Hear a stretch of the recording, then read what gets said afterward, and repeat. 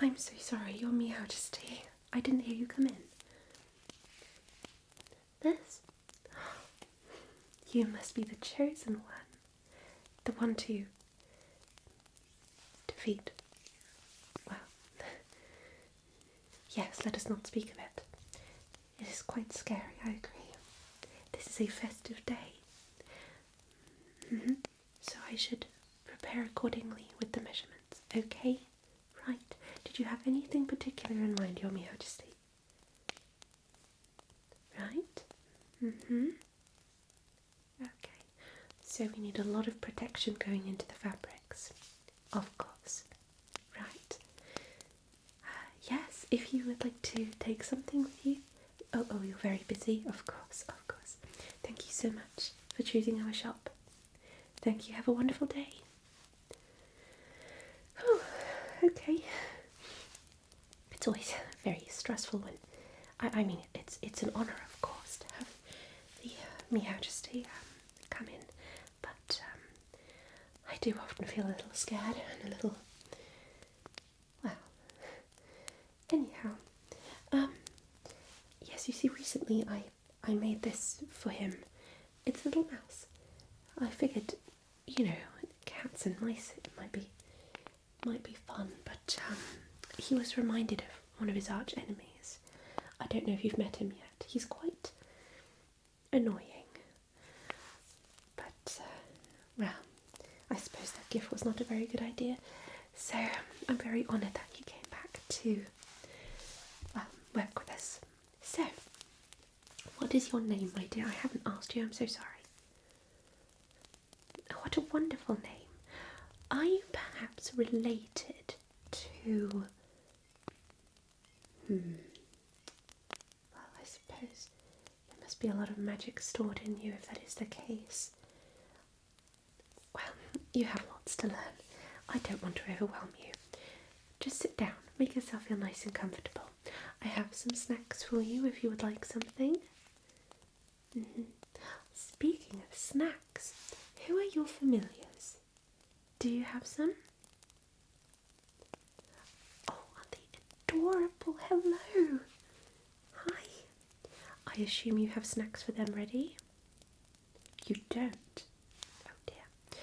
Well, in that case, I will give you some, don't you worry. How many spells do you have ready? Oh. Okay. It's not as much as I'd hoped. When did you arrive here exactly? Oh, well that explains it, of course, yes. You have only just begun your journey. Right, in that case, let me just have a little look here, what I can do for you.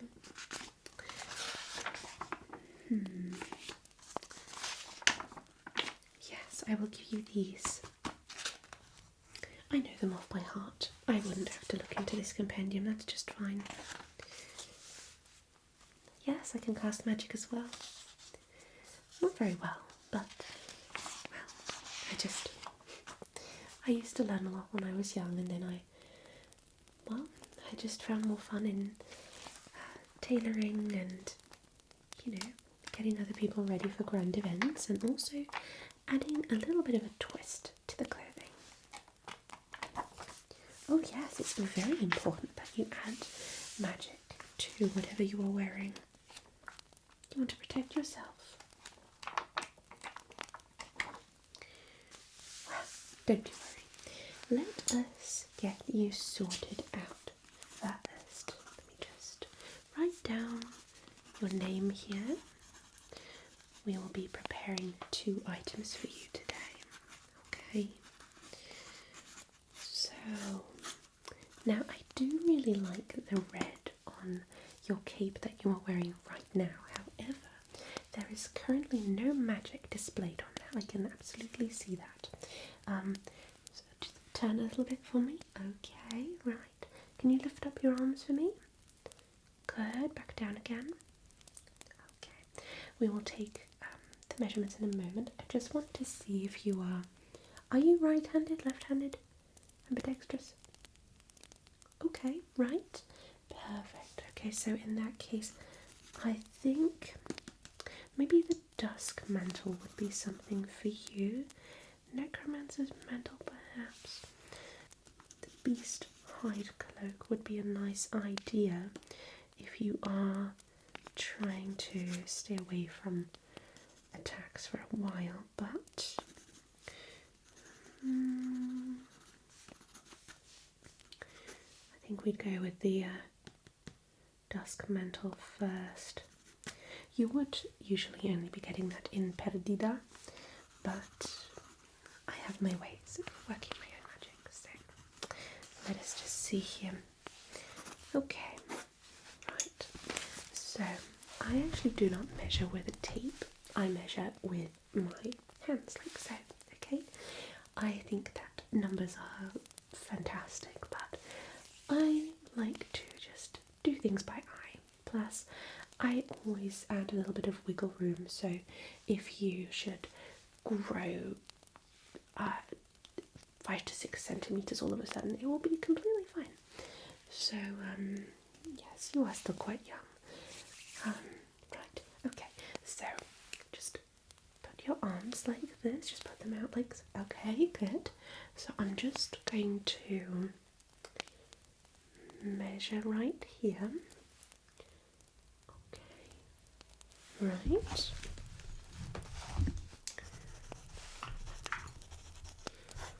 Okay, I'm also going to add a little more elasticity in there because some of the spells that you might be casting could possibly interact with the fabric. So, okay, let's move on to the other arm. It should be pretty even, I think. Okay. Yep. Okay, perfect.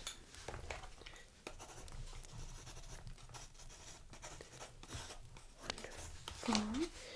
Okay, now just stand straight for me, okay? Wide shoulders, just open up. Look, you're taking a deep breath, okay? I'm just going to measure, like so. I'm just going to measure from shoulder to shoulder. Now relax the shoulders for me. Okay, good. We have a lot of different types of fabric to choose from, and I will show you some in a moment. The thing is, some creatures that you will encounter, they react differently to the types of fabric, okay? So we always want to make sure that wherever you are going, you are fully prepared, okay? Do you have a world map with you?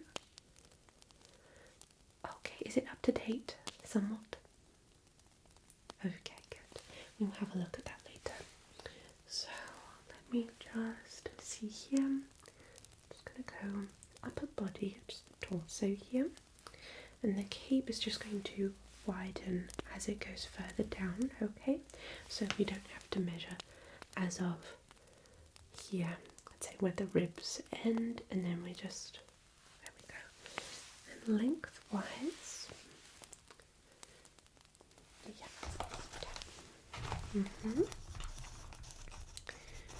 Now, we don't create clothing and weaponry for the familiars. You would have to go to a different shop for that.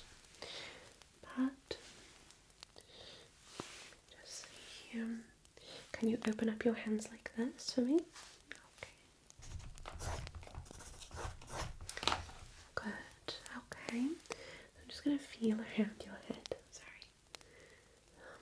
I'm going to definitely have to brush your hair as well. Get your face cleaned up a bit. So, how are you getting along with Mr. Drippy? He's getting on your nerves a bit? Oh dear. Don't tell him that. He always acts really tough, but I know he can be a little bit sensitive. Don't tell him I said that. Okay. I'm just going to dot along the face here. See if this is all regular.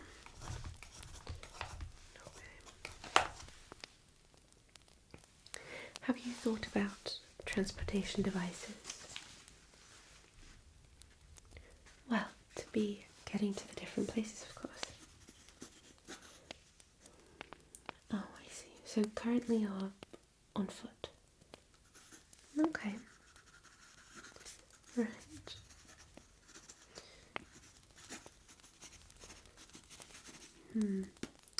Maybe you will meet some friends in Alma Moon.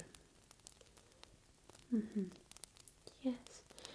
Well, if there is a lovely young girl there called Esther, you might want to talk to her. She is quite lovely and she also knows quite a bit about familiars, so that might be fun. I'll let Mr. Drippy know that he takes you there next. You will have to venture through a forest though to get there. Yes, and for that you will maybe need an extra protection spell.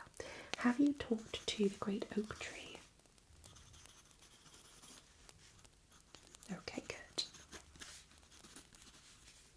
Yes, quite majestic, isn't he? I agree. Okay, I should be finished with this in about an hour or two, so in that time you can just relax here, take a little nap if you'd like. Let's see.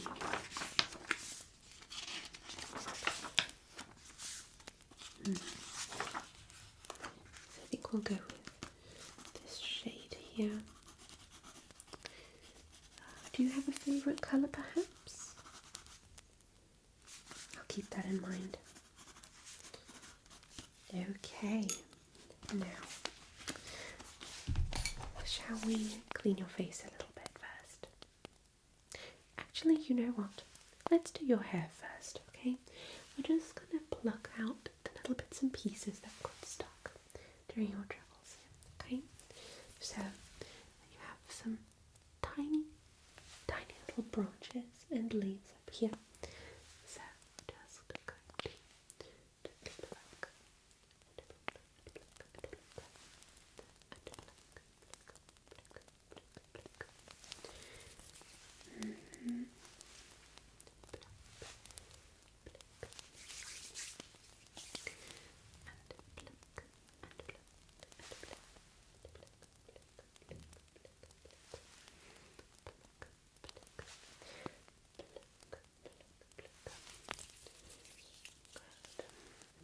Don't necessarily need a brush, that's just fine. Your hair seems to be in very good condition, that is wonderful. Okay. You're going to be the Majesty's guest of honour. Quite exciting. Right. Okay.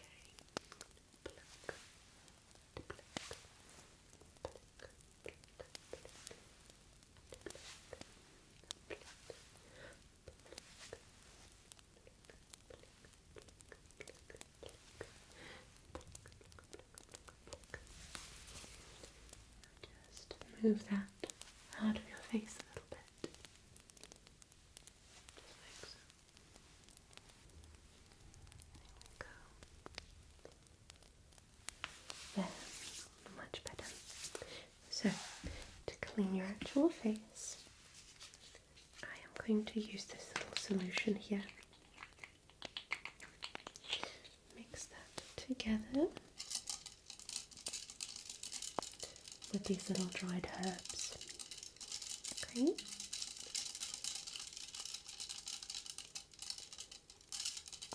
Just mix that together.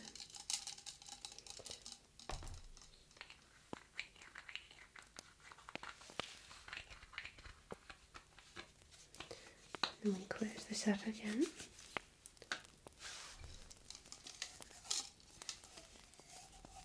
Just take that solution, rub that between my hands, and cover your face.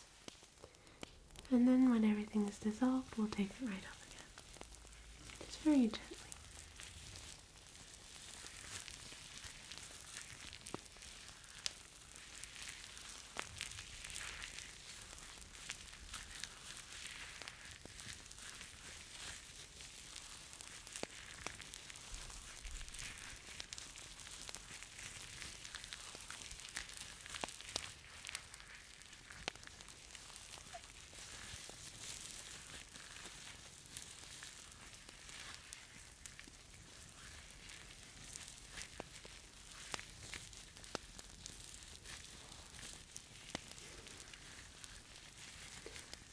give you a little bit of a face massage while we're here. You've earned it.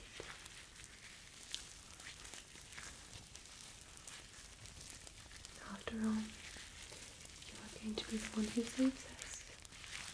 I just know it.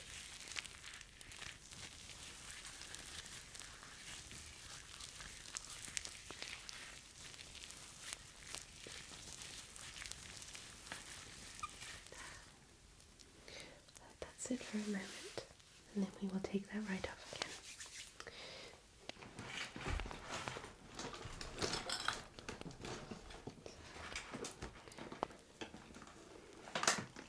Yes, snacks for your familiars.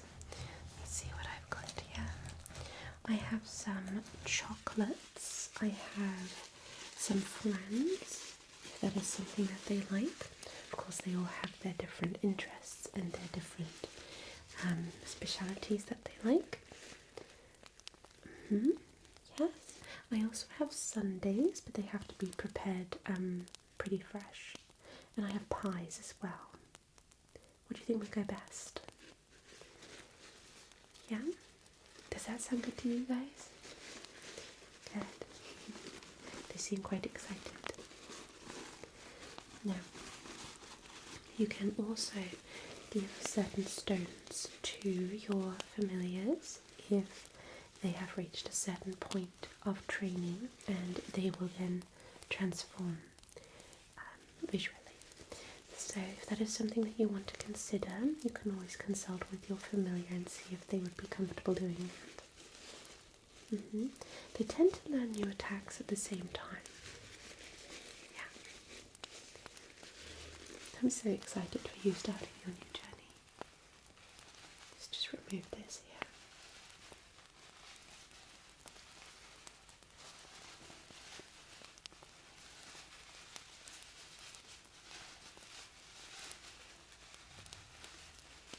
Just gently removing the excess here.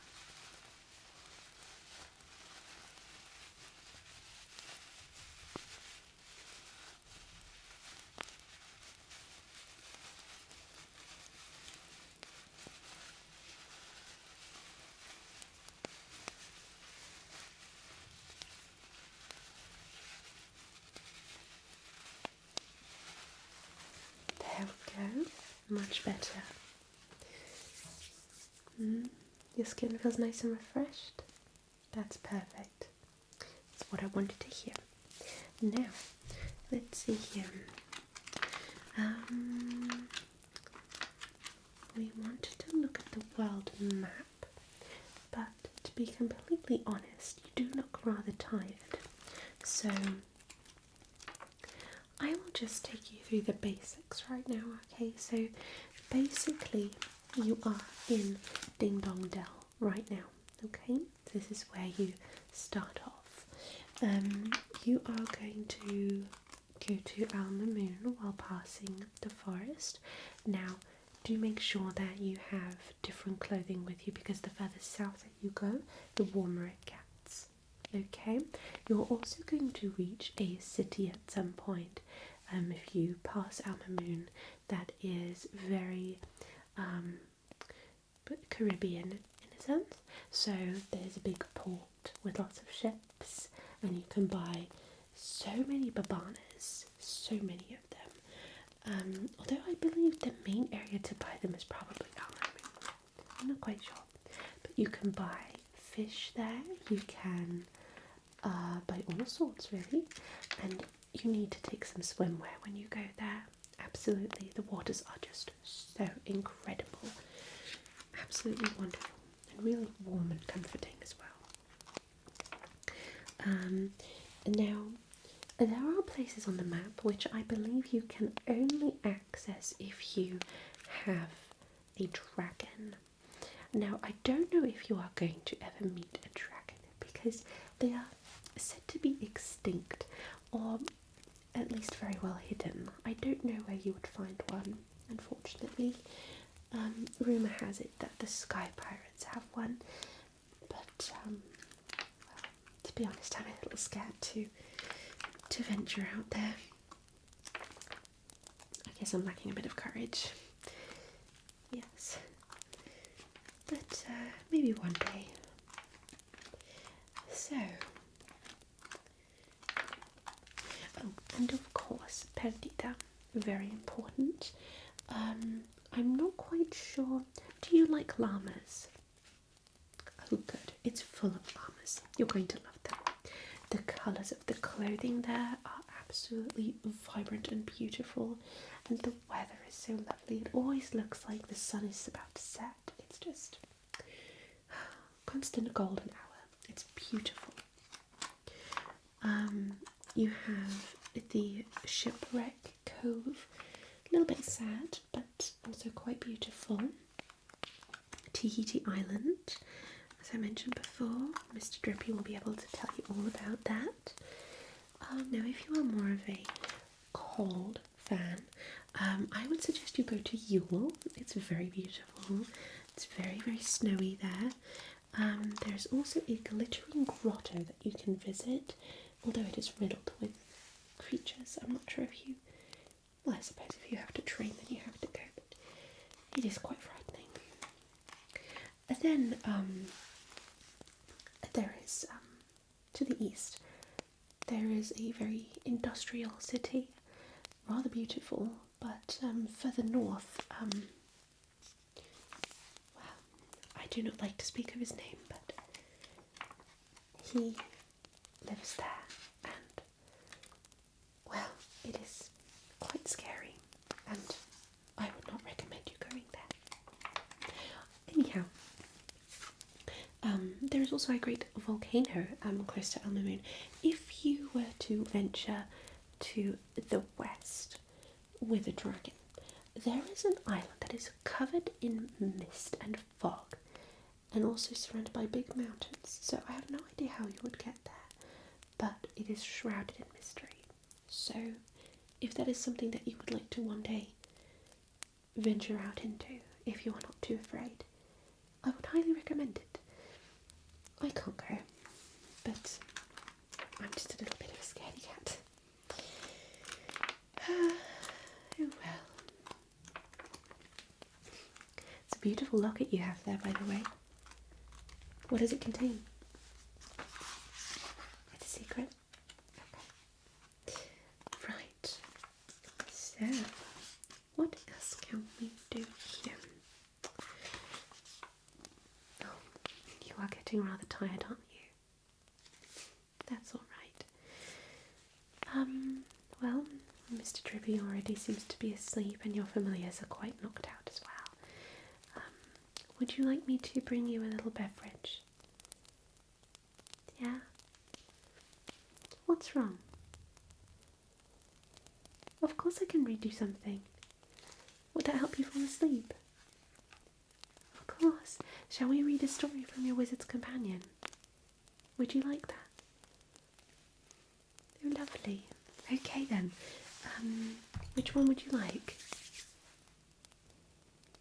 Of course, yes. Make yourself feel nice and comfortable, okay? I've got some extra pillows here. And let me just bring you the blanket a little higher up there. Yes, don't you worry. The festivities are going to be way, way later on. Yeah, don't you worry. I'll wake you.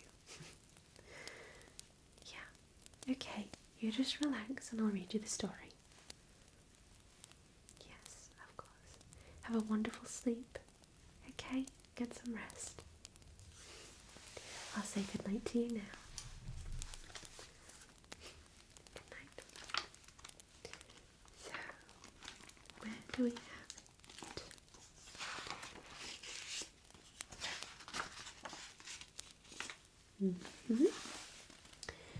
It must be here somewhere. I believe it was closer to the beginning of the book. Let's just see here. Here it is. The Cowardly Prince and the Lion. In a certain country there lived a prince named Tamalo, who was sharp of mind but weak of spirit. His father was a brave king, strong, wise, and loved by his subjects. But the noble example he set served only to weaken Tomalo's spirit. On one occasion, his father told him thus: "Soon, my boy, it shall be time for me to retire, upon which thou shalt become king." While the announcement delighted the prince, it filled him also with terrible dread, for he did not have the spirit required to ascend to the throne. In his vexation, he wandered from the castle, lost in thought, whereupon he encountered a fearsome-looking lion. The prince tried to flee, but the lion caught him, easily in paw, lifted him into his mouth, and swallowed him whole. At first the prince thought he was doomed, but at length he began to reconsider his position. "At least I no longer have to become king," thought the prince. After taking a deep breath, he said to the lion, "Mighty lion, I am the prince of this country, and the day after tomorrow I was due to become its king. Since thou hast now swallowed me, however, thou must needs become king instead." "King, eh?" replied the lion. "I shan't complain about that." Thereupon the prince led the lion back to the palace. The couriers were shocked to see the lion enter the palace, but the prince pleaded with them from the inside of his stomach, and the lion was accepted as king. The lion proved to have quite an aptitude for royal duties. Whensoever there was a dispute in his kingdom, the lion would simply growl at the quarrellers. "Stop complaining, or I shall eat you alive." Whensoever a bridge was swept away by a flood, the lion would simply use his paws to rip down a tree and lay it across the river. Regarding taxation and legal matters, the lion was utterly ignorant, but whensoever such a problem arose, Prince Tomalo would speak from the inside of his stomach and provide him with a sound solution. After some time, news reached the king that 2 dragons were ravaging the eastern and western edges of his kingdom. The people were terrified and looked to their king to deliver them from this terrible evil, upon which the king announced that he should go and smite the dragons himself. But even the fearsome lion stood no chance of defeating 2 such terrible dragons. "My dear stomach dweller," he said then, "what in the world should I do now?" Prince Tomalo considered the lion's question, and at length provided him with a suitable scheme. The lion headed east, to the part of his kingdom that was being ravaged by the larger dragon, and roared in its ugly face, "Dragon, I shall soon slay thee. I fear thee not, for no matter how large thou art, thou shalt never devour me." "Oh ho," scoffed the dragon, "we shall see about that," upon which he ate the lion. From inside the dragon's stomach, the lion said, "Dragon, thou art now king of this land. It is therefore the royal duty to defeat the dragon ravaging the western part of thy kingdom." At first the dragon paid him no heed, but when the dragon witnessed the humans around him bowing down in deference as Tomalo had requested them to do so beforehand, he decided to do his royal duty, whereupon he went to the western mountains and slew the other dragon. Once the other dragon had been slain, the lion commenced to scratching the inside of the dragon's stomach. "Ow, it hurts," cried the dragon, rolling on the ground in agony. "Have mercy, I beseech thee." To which the lion said, "If thou wilt not feel pain, thou must promise never again to hurt people of this kingdom." "Ow, very well, I promise," cried the dragon in reply. But the dragon was a cunning beast, and Prince Tomalo knew that he would break his promise the moment the lion was out of his stomach. He therefore had the lion take out the babbling berry that he told him to bring, and place it inside the dragon. This berry was known to make noises that sounded like someone was muttering to themselves. With that babbling berry in his stomach, the dragon shan't notice when the lion escapes, thought Prince Tomalo. Later that night, when the dragon was sleeping, the lion crept out of his gaping mouth and set off back to the palace. The dragon left the king and his subjects alone for evermore. The kingdom had been at peace for 10 years when the lion said to Prince Tomalo, Stomach dweller, I would have thee take my place on the throne. Prince Tomalo was shocked and replied in a quivering tone, I fear that I do not have the spirit to become king. But thy judgments over the last 10 years have invariably been wise, said the lion. That is as may be, but I am a coward, replied Prince Tomalo. It was only because I was protected by a great, strong lion that I could act so decisively. Yet the lion paid no heed. With an almighty sneeze, he ejected Prince Tomalo from his stomach. It had been 10 years since Prince Tomalo had seen the wide world outside, and he could not believe his eyes. The lion's mane was now fully white, and his face covered in wrinkles. Shut inside the lion's stomach, Prince Tomalo had been quite unaware of any of this. As thou canst see with thine own eyes, said the lion, I have grown old. 10 years hast thou resided in my stomach, and yet not once did you scratch me or cause me any pain, as I myself did to that dragon, though thou couldst have done any time. The courtiers and subjects of this kingdom did not accept me because I am strong, they accepted me because I have given them by all, by which I mean thou hast given them thine. Thou art the true king of this country, thou lackest not the spirit, I assure thee. In like manner, everyone at the palace beseeched Prince Tomalo to become their king. Prince Tomalo, everyone is humbly grateful for everything thou hast done. Our country needeth just such a great king as thee. Upon hearing these words, Prince Tomalo felt his courage swell up within him. As king, Tomalo gave still more of himself to his country, and despite the fact that the lion had retired, he continued to live alongside the king in the palace.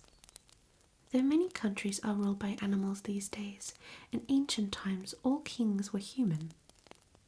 Indeed, the magnificent lion about whom you have just read was the first ever animal to be acknowledged as a king, and the world has never been the same since.